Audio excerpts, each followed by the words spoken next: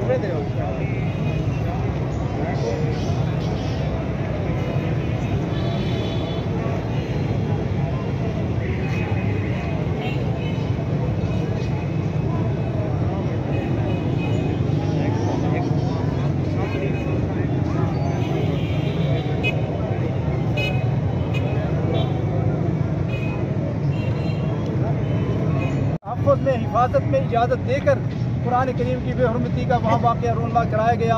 इसके ख़िलाफ़ अवाम उन्नास तो यही पुरअमन एहतजाज ही कर सकते हैं। असल जो किरदार है वो उम्मत इस्लामिया के जो मुस्लिम हुक्मरान हैं उन्होंने अदा करना है, और सिर्फ करारदादों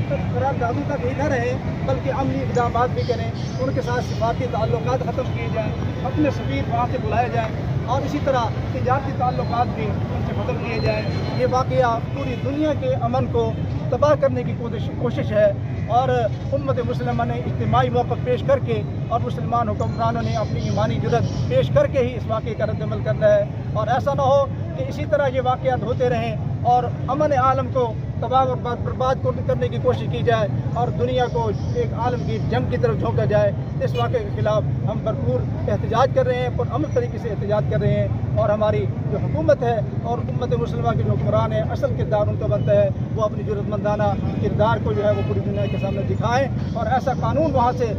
अक़वाम मुत्तहिदा से मंजूर कराएँ कि आइंदा किसी को ऐसे गुस्ताख को इस तरह की गुस्ताखी करने की जरूरत नहीं। तो उसको इंसान भी नहीं कहना चाहिए, बल्कि वो एक दहशतगर्द वहशी था। इस पर कुरान मजीद की बेहरमती की, तो इस वाक़े पर पूरी उम्मत मुस्लिमा सरापा एहतजाज है।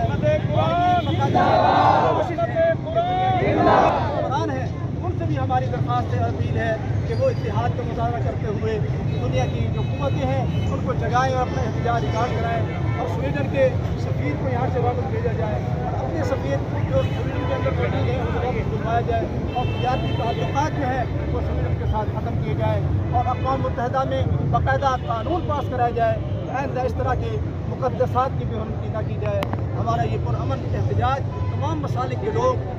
ना वो किसी भी मसले से ताल्लुक़ रखने वाले हैं, कुरान सबका एक है, दीन सबका एक है, खुदा सबका एक है,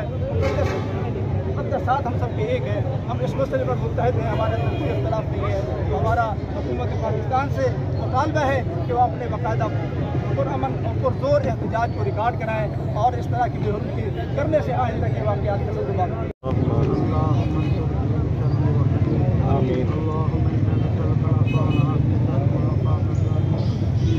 आमीन